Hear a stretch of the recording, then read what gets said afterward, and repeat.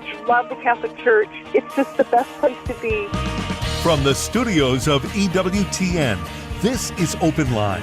In North America, call toll-free 1-800-585-9396. That's 1-800-585-9396. Outside North America, call 1-205-271-2985. You can also send an email to openline@ewtn.com. Happy birthday. Are you supposed to be singing that? You. Happy birthday to you. Happy birthday to our favorite Jesuit priest of all time ever. Happy birthday to you. Happy birthday, Father Mitch. Well, thank you very much, Jack. Thank you. I appreciate it. 29 again, right? No, this is not Jack Benny. It's not, what's her name? Fran Fine from the Nanny. This is just one old guy. And I enjoy getting older. Yeah, I'm 67 now, and I like it. Well, you know, the thing that I've noticed is that you, in all these years, you have never updated your wardrobe. Yeah, I know. Well, that's not quite true, but I'm not sure I should talk too much about the camouflage clerical shirts. I've mentioned that to a couple people in my travels. They've gotten a kick out of it. Yes. With a blaze orange tab. Welcome to Open Line Wednesday here on the EWTN Global Catholic Radio Network. I'm coming to you live from the studios of Holy Family Radio in Grand Rapids, Michigan. Thanks to the good folks here at Holy Family for being such gracious hosts to us today. Elena Rodriguez back in the saddle producing the program today, and your call screeners, Mr. Matt Gubensky, and our host, as he is every Wednesday, the one, the only, the suddenly older Father Mitch Pacwa. Well, it's not suddenly older. That's been going day by day. What's sudden is they just changed the number. Yeah. Yes. So I think you were up on the big screen in Times Square today, if I'm not mistaken. Now what did I do? Just because it was your birthday. Oh, I see. All right. Have you got a couple emails there Yeah, you'd like to tackle? sure. Let's take a look at one. Father Mitch, may God continue to bless you. My family and I really enjoy watching you on EWTN.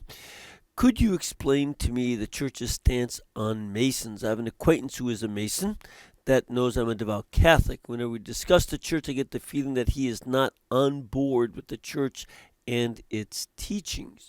I've always heard that the Church does not agree with the Masons. Can you please shed some light on the Church's stance on Masonry? Thanks again, and God bless. Chris, is that right? Who's from? Yeah, Chris. Chris of Fort Worth, Texas. The Church absolutely rejects the Masonic Lodge, and Catholics may not belong to it for a number of reasons. This is not anything new in the Church.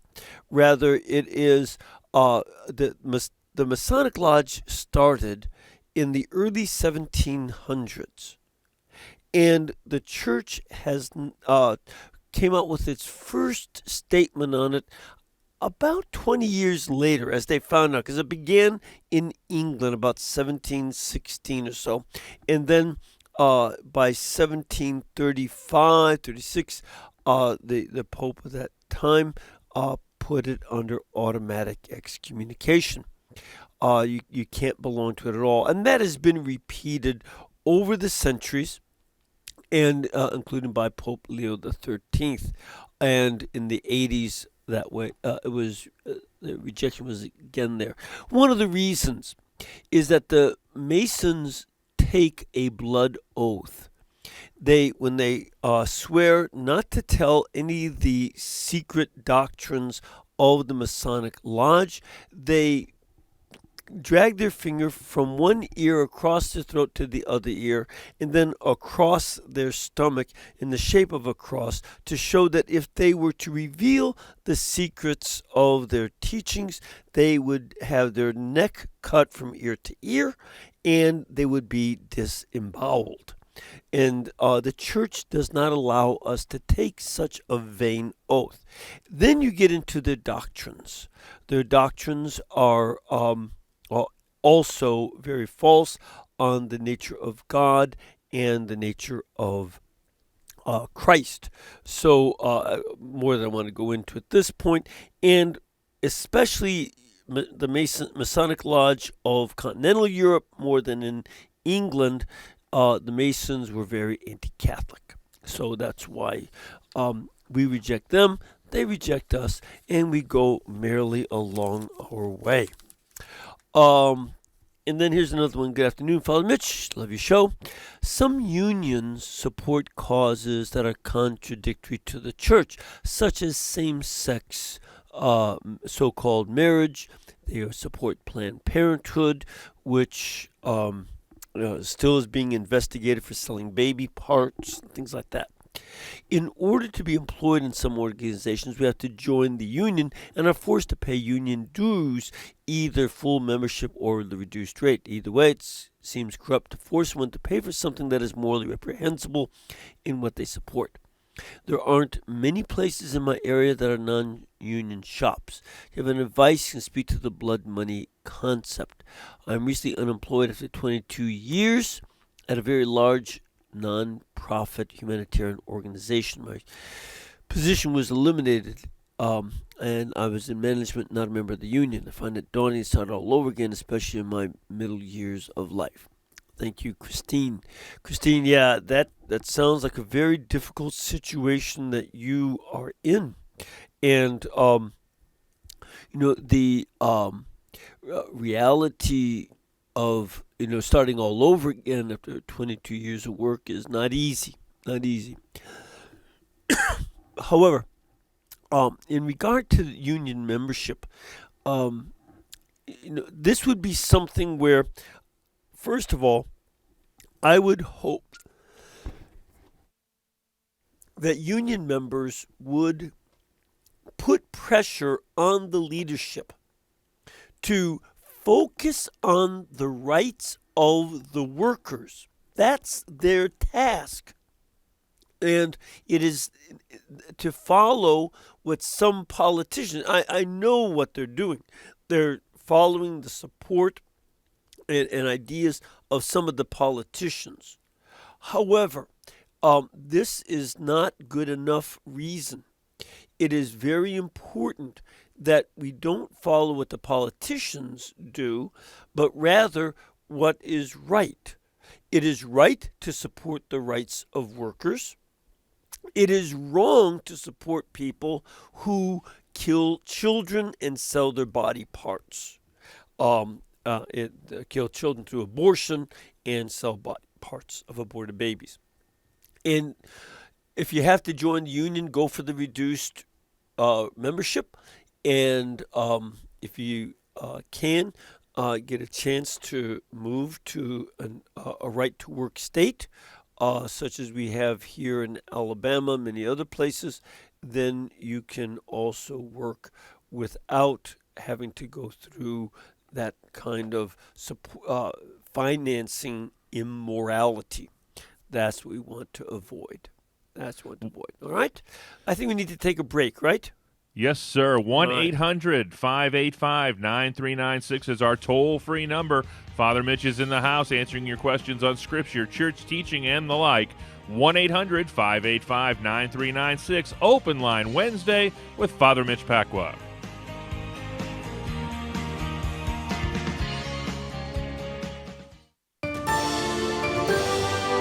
From EWTN News Nightly in Washington, D.C., I'm Brian Patrick with your EWTN Newslink. Democrats make history, handing off to Hillary Clinton. She's now the first woman to be nominated for President of the United States by a major political party. President Obama speaks at the National Convention in Philadelphia tonight. Pope Francis arrives in Poland for a 5-day apostolic visit. He's the homeland of St. John Paul II, celebrating World Youth Day with young Catholics. He'll meet privately with Polish bishops and government leaders.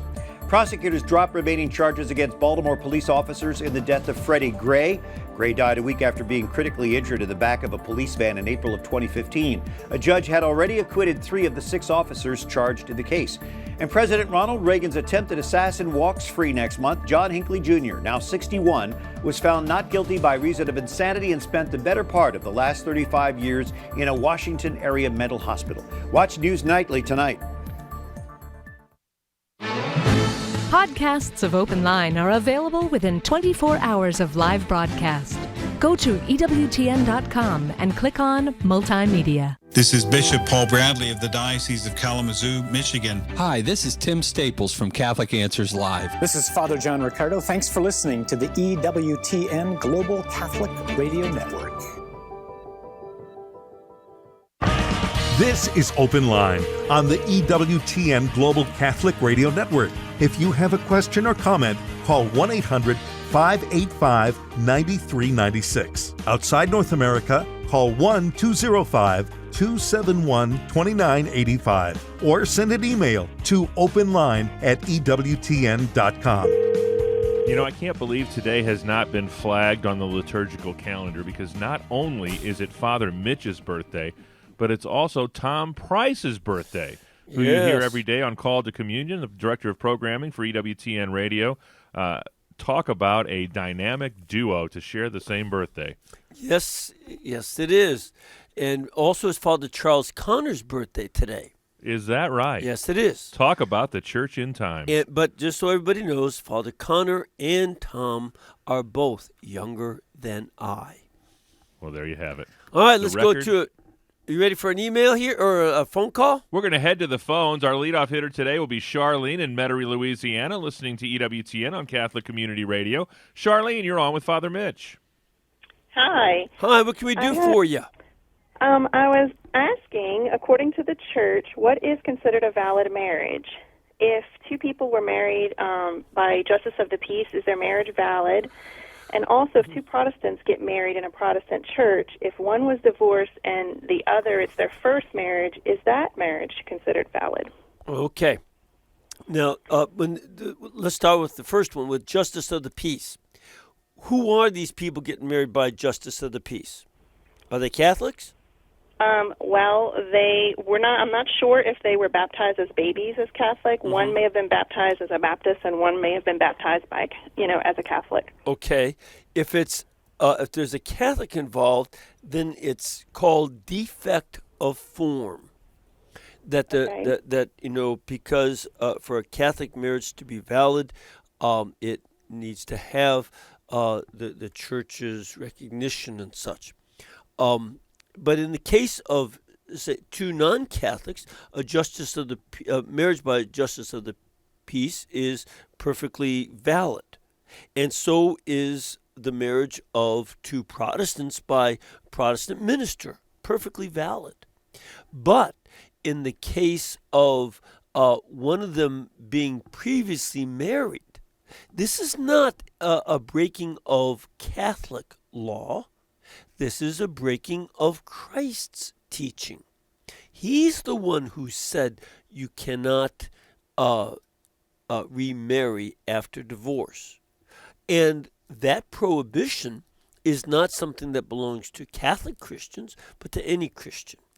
Now, one of the things that Protestantism does not have is the approach of looking at validity.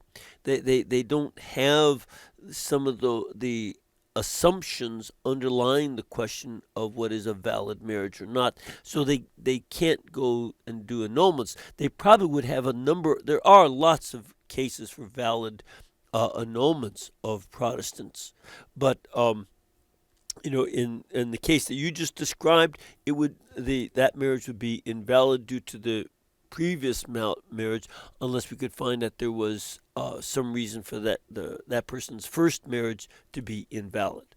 Does that help? Okay. So if that person who was divorced and got married to the other person mm-hmm. that had never been married in the Protestant church, if mm-hmm. they were married beforehand in a Methodist church, mm-hmm. would that have been considered a valid marriage? The first, if they were previously married and that previous spouse is still alive, and then they try to marry in a Protestant church, it would still be invalid. Okay. Because again, that's not Catholic law. Right. It's Christ's law. Right. And so that would be the issue. Does that help? Now, what if Yes, it does help. It does help a lot. Thank you. And what if the Justice of the Peace marriage, if one of them were baptized and one of them weren't? If one of them was baptized a Catholic and the other is not, because of the Catholic, it would be called a defect of form. It's not necessarily invalid, but there's though that can lead, maybe it is invalid, but it's something that can be easily rectified by simply going to a local priest, telling them, I was baptized as a baby, and perhaps never was raised inside the faith, and I got married by a JP. I didn't know anything about all this, and the priest can just simply do a convalidation. That's very, very simple. Okay. All right. Okay. All right. Thanks, Charlene. Appreciate the phone call. 1-800-585-9396 is our toll-free number. Next stop, Alberta, Canada. Miles is listening to EWTN in Alberta. Miles, what's your question today for Father Mitch? Hey there. Just in light of the recent happenings in the Middle East with Islam and that sort of thing, I've made a few comments on Facebook, and I got roasted by someone. Oh, no! Claiming, that's what happens in the Middle East. Question Islam because of a document from Vatican II called Nostra Aetate. Nostra Aetate, yes. Yeah, right. Specifically paragraph 3, dealing with how the church holds Muslims in high regard. Right. So what did you say? Oh, lots of things. Yeah. Let me put it. Let me just give something about Nostra Aetate, and the Catechism of the Catholic Church quotes that. Here's the basic thing: they were dealing with how we begin to have discussion and dialogue with people of other religions. Mm-hmm. When you have a dialogue with somebody, you normally begin with those elements that you agree upon, correct? Yes. All right. What we agree upon with Muslims is that there's only one God, that God is the creator of everything that exists. He is the judge of everyone who is ever conceived. And he will judge on the basis of a moral norm and call everybody to account. We agree with that. Mm-hmm. So there's no problem. Now, does that mean that their understanding of God is the same as ours? No, it does not.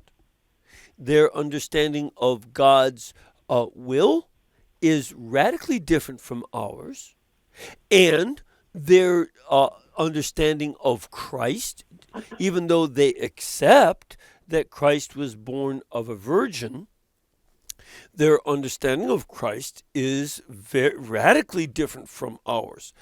A, they deny that he died on the cross. B, they deny the resurrection, therefore, and they believe that he was assumed into heaven like Elijah, or what Catholics believe about the Blessed Mother. And they also, and this is the most important thing, they deny original sin and the need for a Redeemer. So Christ is not the Redeemer. That's why his death is denied, and it would be irrelevant if you did have it. So, and you can go on from there to a number of other radically different points between Islam. And it's fine to point all of these differences out. But I think at this point, it's also very important to help people understand what Islam really teaches, what is in the Quran and in the Hadith about these various things that they're doing. Does the Quran tell people to kill? Yes, it does. Does it tell them to kill the infidels? Yes, it does. And in Surah 5, it says, kill them, qataluhum. And in Surahs 8 and 9. Do you read Arabic? Not yet. Okay. It's on the to-do list. Oh, okay. Well, you better learn it, Bubba, if you're going to do this. But also, I would take, if you want to get a good background on some of this, take a look at a writer named Pressburg, What Every Martyr Should Know. Mm-hmm. And it'll point out a number of huge problems for Islam. For instance, how old or how soon do we start to see the Quran? Do you know? It was many hundreds of years after the Bible, wasn't it? Oh, well, that's what goes without saying. Muhammad is supposed to have lived between 580 and 532. Or 632, sorry, 632. Mm-hmm. He died. He would have died in 632. However, let me just point this out: he died in 632, according to their tradition. But there is not a single mention of Muhammad in any piece of writing, any kind of mention of him by anyone. There is no mention of the Muslim conquests anywhere for the first 200 years after his death. There are no copies of the Quran until at the earliest would be the 9th century, more than 200 years later. Pressburg brings that out. And there's also a guy called, I believe it's Luxemburger, who has, this is where you would probably need to know Arabic and Syriac would help you. But they're doing some very interesting work on this.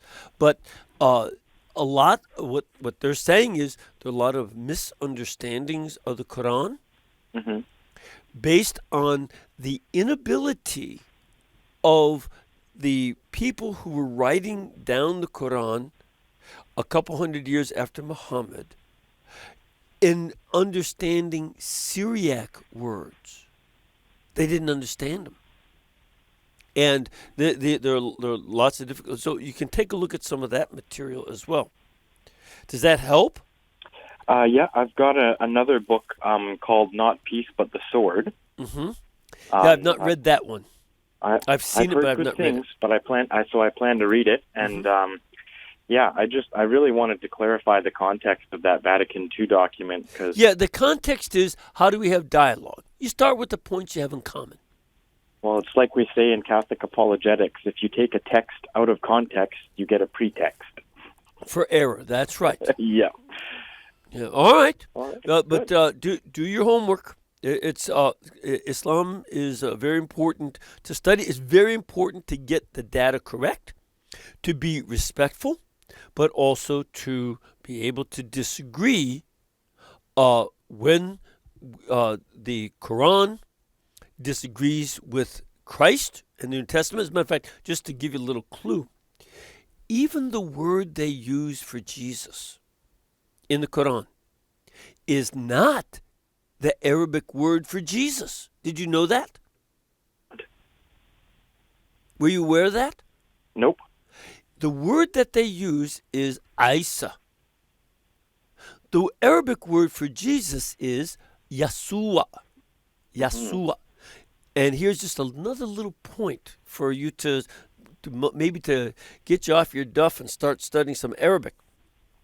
The 3 consonants that are the root of Yasua are the same 3 consonants in Isa, but backwards. The Isa of the Quran is the reversal of the word Yasua in Arabic. So let's give you a start. All right, let me go on to Miles. the next Appreciate one. The phone call. 1-800-585-9396 is our toll-free number for your questions for Father Mitch Pacwa about Scripture, church teaching, ancient languages, and the like. That number's toll-free anywhere in North America. 1-800-585-9396. If you're outside the United States and Canada, we'd love to hear from you. Your number is 1-205-271 2985, and we'll put you straight to the front of the line at 1-205-271-2985, or you can always send us an email. Welcome to EWTN's Catholic Almanac. Today is July 27th. Blessed Andrew the Catechist died on this day in 1644. The government of Vietnam banned the teaching of Christianity, and Andrew was called to renounce his faith. He refused and was hung. Also today, the church remembers Saint Pantaleon, a doctor put on trial for being Christian. Pagan doctors could not cure a paralyzed man, yet Pantaleon mentioned the name of Jesus and the man could walk. Nevertheless, he was martyred in 305 A.D. You are Peter, and on this rock I will build my church. The papacy is about more than the person in office, more than the outfit, hat, Pope mobile. It's about more than the beautiful buildings of the Vatican. And as awesome and as important as all that is, the papacy, at the end of the day, is about Jesus Christ, who left us with an organized religion because he preferred that to disorganized religion. It's about Jesus, who founded a church before we had a book, because he wanted his people to live, breathe, worship, and work as one body. It's hard to describe how amazing it is for Catholics to gather, as they always have, around the Rock of Peter to celebrate faith in Jesus Christ. This is Chris Stefanik. Complete coverage of World Youth Day 2016 from Krakow continues all this week, only on EWTN, the Global Catholic Network.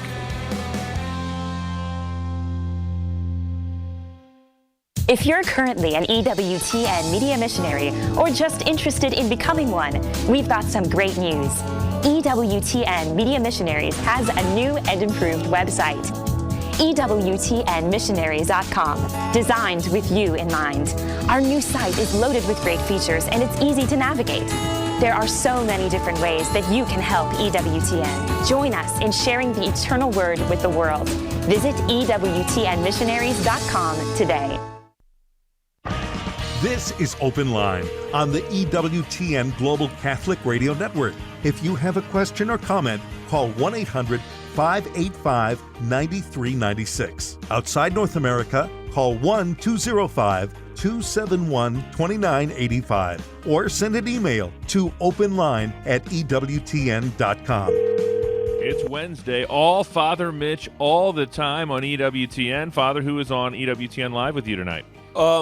I don't remember. Who is? I don't remember. I'm in the hinterlands, and I don't have my sheet. I don't either, so I don't know. There is going to be a remarkable guest on EWTN Live tonight with Father Mitch Pacwa. It will be riveting, it will be compelling, and shame on you if you miss it.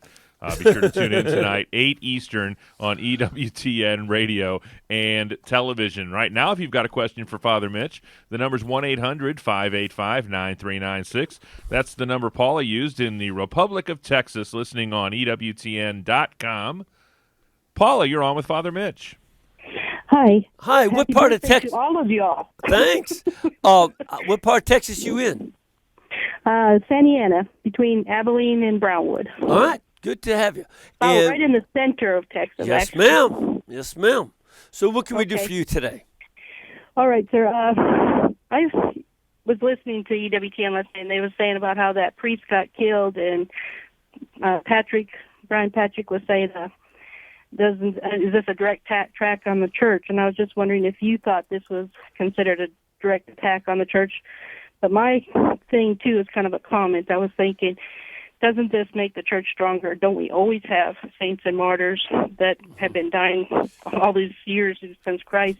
Well, that's right. Church, and it only makes them stronger, right? Right. This is something that is very, very important, that we have to keep in mind that there is always an attack on the church from a wide variety of sources, and line up our enemies. And it'll make you proud. Planned Parenthood can't stand us. These Muslim terrorists hate us. And the attacks that they've done on churches, not only Catholic churches, but also other Christians, especially Eastern Orthodox, and in Africa, various Protestant Christians. that Boko Haram and many others are constantly attacking the church. In Pakistan, the attacks are awful. And then, of course, we've had huge enemies, such as the Nazis and the communists. That's why I keep mentioning, in the history of the church, there have been 75 million martyrs. Of those, 40 million, more than half, were martyred in the past 100 years. So this is something that is very much going on. And, when I looked to this priest who was martyred in France yesterday, while he's saying Mass, and it's a horrible shock for his parishioners. An 84-year-old man. Think of the quality of the killer, that they think an 84-year-old man in a small village in France is such a threat that they have to cut his throat. What kind of people are they that fear an 84-year-old priest who is faithfully celebrating Holy Mass?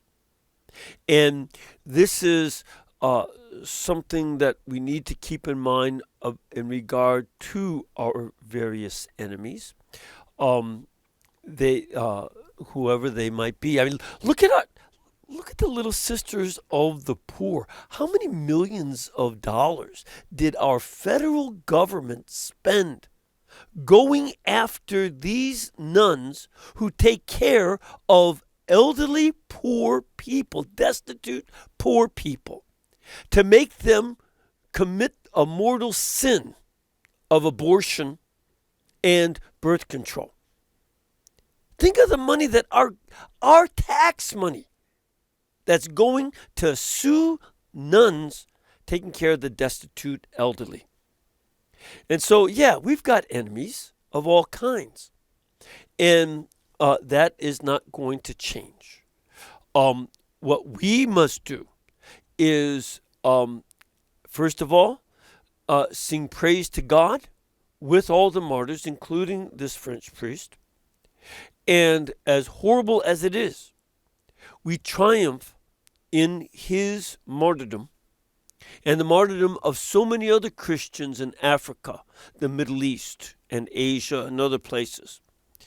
And secondly, we should be absolutely confident with all certitude that the priest is praying for those who killed him and on those who would want to kill others. As much as St. Stephen was praying for St. Paul and greeted him with an embrace when they met in heaven, so also is this martyr, like all the other martyrs, interceding. The little 12-year-old girl who just a few weeks ago was set on fire alive by ISIS. And who does that? But when she was dying in the hospital, she lived for a few hours after being severely burned. She said, "Mom, we have to forgive them. We're Christians." She was interceding for them already. And so must we intercede for those who are perpetrating these horrendous crimes, and also pray for their potential victims. We don't want people to become victims of such violence, but we will pray for the perpetrators as well as their families. So, there's an attack and it won't stop. Thanks, Paul. Appreciate the phone call. That opens up a line for you at 1-800-585-9396. Next stop, the great state of North Carolina. Paul is driving through North Carolina, listening on the EWTN app. Paul, what's your question today for Father Mitch? Hey, Father Mitch. Hey. My question is, how it seems like there's confusion on everything I read or hear about the church's position on refugees. Mm-hmm. Whether we admit them or not admit them, and especially from Syria. Mm-hmm. And so what is it that... tell me specifically what you're commenting on. I don't want to guess at what you mean. Well, it seems like the Pope has one position. Some bishops have another position. Mm-hmm. I read that a cardinal has, I think it was Cardinal Burke, has a different position. Mm-hmm. So, well, and why do you think that is? Well, I don't know. well, here's one other thing. Let's think about this. First of all, what you've got are people have different perspectives on this because this is a complex issue, is it not, Paul? Absolutely, no doubt. And you know what? And here's you've got a variety of situations. On one hand, there are a few million people who've been displaced by this catastrophic war and civil war, and then the ISIS intervention. It's catastrophic. There are I don't remember the exact how many million there are in Jordan, and Lebanon, and Turkey, and there's not enough water. There's not enough food. Jordan is a desert. To have a couple of only about I forget, about 4 million people in the whole country, and the water is strained. Now with I think it's a couple million refugees, they're under great strain. People want to help. Most of them are women and children, and so people want to help them. But on the other hand, as we have been seeing in Germany this past week, we've been getting attacks by Muslims on other people, not only this priest, but other people, unbelievers as well. Every couple of days in Europe, somebody gets attacked. And in Germany, it's been by Syrian refugees. And so we have to say, wait a second. We also must protect people from such criminals. And so that's where the tension is. How do we continue to protect the people of Europe and our own citizens from terrorist attacks, such as we've seen? This is not something that could happen. This is something that has happened in Orlando, in San Bernardino. I mean, look at what happened there. That people who had thrown a baby shower for this couple in the previous summer and were at a Christmas party get killed. And, so how, and they weren't especially refugees, but they had been radicalized before they got, especially the wife had been radicalized before she got to San Bernardino. So, we've got to do what we can to protect our citizenry, but at the same time, how do we help people who are equally victims of these criminals and terrorists, but who come from the Middle East, most of whom are Muslim victims of their terror, as well as Christians and unbelievers? And in the face of this radical danger, the people who should be doing the vetting are, acting to me in ways that and it's on all sides, try to make political points. What do we do to maintain protection and concern? And this is one of the problems that we're caught up with.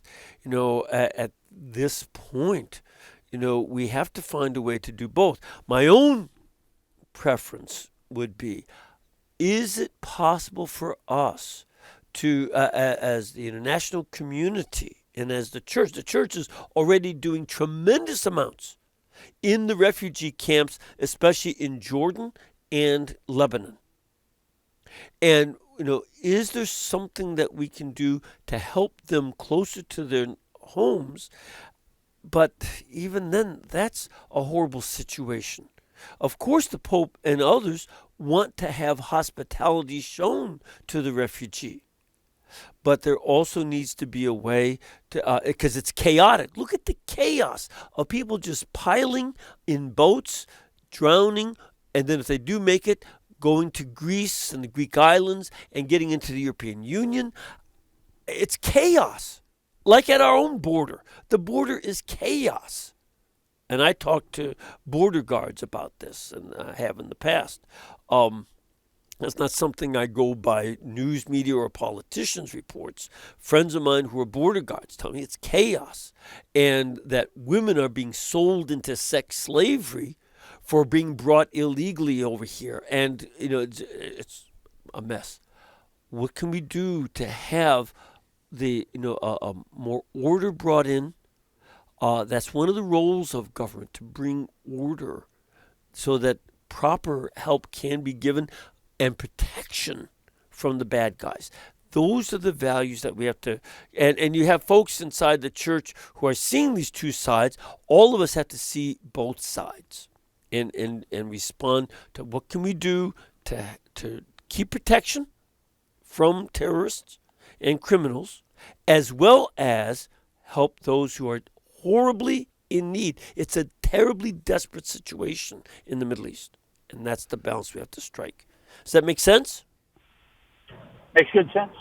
Yeah, that's all I got. Thank you, Paul. Appreciate the phone call. Straight ahead, we'll talk to Eric in Flint, Michigan, William in South Carolina, Elizabeth in Ohio also, and we've got plenty of time for your phone calls at 1-800-585-9396. Open Line Wednesday with Father Mitch.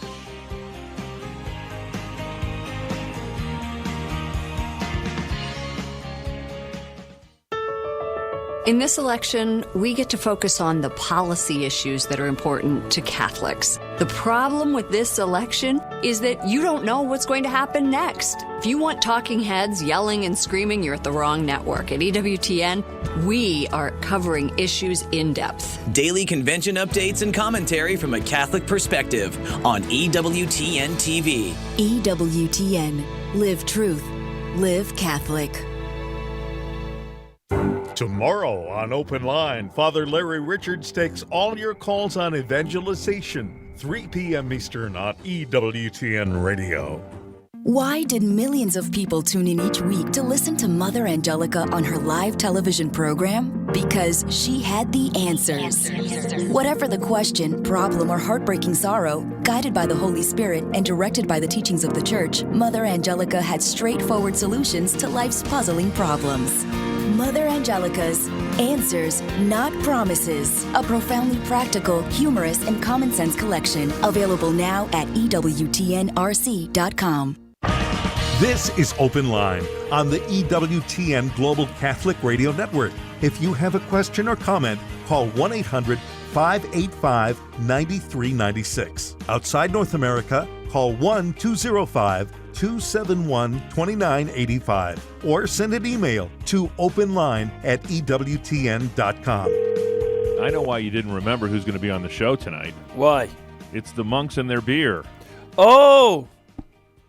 We've got, all right, we've got two Benedictine monks from the city of Norcia in Italy, ancient Nursia, the hometown of Saint Benedict, founder of the Benedictines.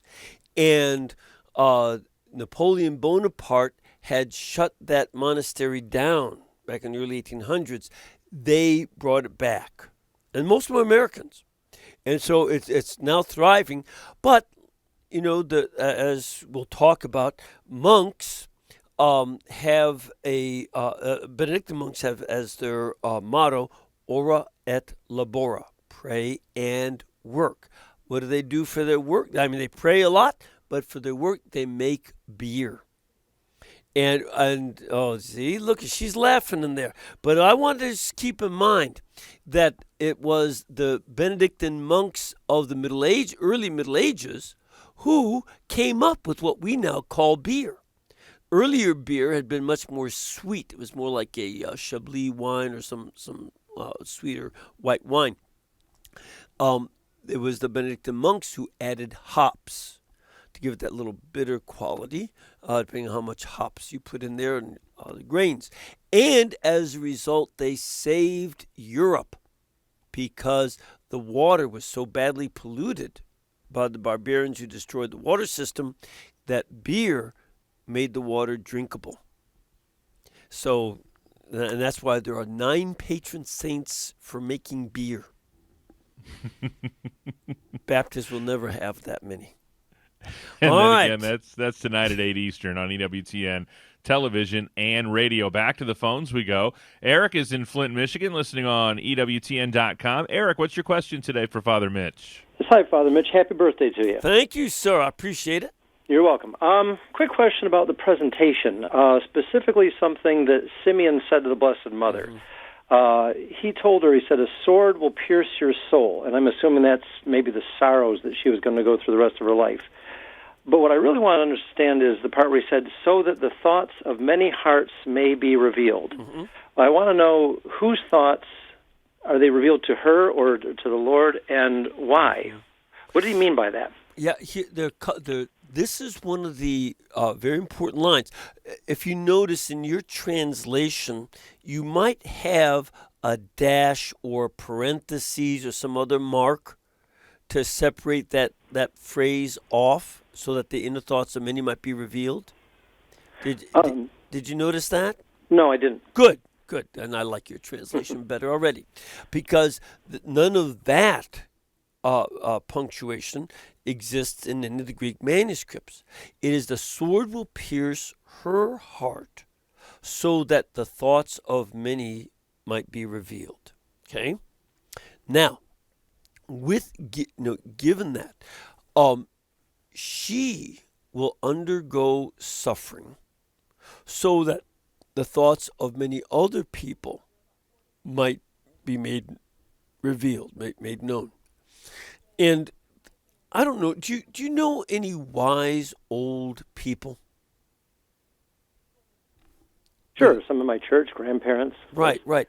And when they give you advice coming out of some of their wisdom, and that wisdom usually won at the cost of serious pain, there's a certain resonance to their wisdom because they've gone through it, right? Oh, okay. And Our Lady goes through, this seeing her own son die. I've said it many times, but I don't know of a greater pain for a mother than to watch her child die. And this deep pain doesn't embitter her, but it's also the moment at which Jesus gives her to us. As St. John Paul put it, he entrusted his mother to us while he was on the cross, that she becomes the mother for every blessed disciple. And I as a young priest, I remember this very well. There was a big parish picnic and camp out. It was a camp out, and I went to celebrate Mass for all the parishioners, but there were about 250 parishioners. And because I was young and I liked the outdoors, I went there and camped with them and said Mass. But one of the boys drowned, a 14-year-old boy, 13, 14. And when his parents came, they were not part of the group. He was with friends and neighbors. And when the parents came to retrieve his body, and I was talking to them, what do you say? What do I have to say? I'd never lost a child. But I could say, let's spend some time with our Blessed Mother at the cross. I just started praying to Our Lady, who understood their pain better than I could. Her suffering was the pure pierced heart was able to reveal something about the truth of what they were going through that I couldn't out of my experience. This is one aspect, and there's a lot more depth, but that's just a little bit of what I think is going on there. Does that help, Eric? I mean, like this, it brings us closer to her and her to us. That she has shared our pain. She knows what pain we're going through, and also she is somebody who then helps point to Christ. That's one of the reasons I love Eastern iconography. In the Eastern icons, you often see Our Lady's hand is pointing to Jesus. This is what she does at Cana. And this is what she does for us. And her suffering helps her enter into ours and lead us closer to Christ through it. Okay? Father, I appreciate it. Absolutely. Thanks, Eric. Next stop, Trenton, New Jersey. Christina's in Trenton listening on Domestic Church Media. Christina, what's your question for Father Mitch? Yes. Hello. Happy birthday, Father. Thank you, Christina. Many years. Thank you. Hello? Yes, I hear you. My question is in regard to Logos Emmanuel, the word with us, God with us. Yeah. And you, whoa. First of all, where are you getting Logos Emmanuel from? No, I'm not saying Logos Emmanuel, the word together. I'm saying Logos, the word. Yeah. And God with us. Yeah. Is that in the beginning was the word? Yeah, right. So, and that's with us. All right. So word for us, right? All right. Yeah. Okay, and God, the name is Emmanuel, and that's God with us. So, are the two synonymous in any way? And I have a little. Well, let me just answer that part first. You have to keep in mind that the word Emmanuel, God is with us. El is God. Imanu is with us in Hebrew. That is something from Isaiah 7:14, prediction of Christ, and it's a term that emphasizes his divinity, but also that he's called the Logos. In the beginning was the Word, and the Word became flesh. This is something that brings out that aspect. It's a couple of different aspects of who Christ is. One emphasizing that he is the Word that is spoken by the Father and therefore reflects everything that is in the Father, while Emmanuel emphasizes his divinity as being present with us. So it's two aspects of his reality. Okay? Does that help, much, Christina? Appreciate the phone call. I think you wanted to also know if it's depicted as an angel. Not a great idea, because it'll lead to confusion, especially among people with an Aryan mindset who think Jesus is an angel, and he's not. He's creator of the angels. Father, would you leave us with a blessing? Sure. May the Lord bless you and keep you and cause his face to shine upon you, the Father, the Son, and the Holy Spirit. Amen. Amen. Thanks to Beth, Michael, Vince, and the whole gang here at Holy Family Radio for hosting us today. On behalf of our host, Father Mitch Pacwa, producer Elena Rodriguez, and call screener Matt Kubinski, I'm Jack Williams. Back at it tomorrow. Until then, God bless.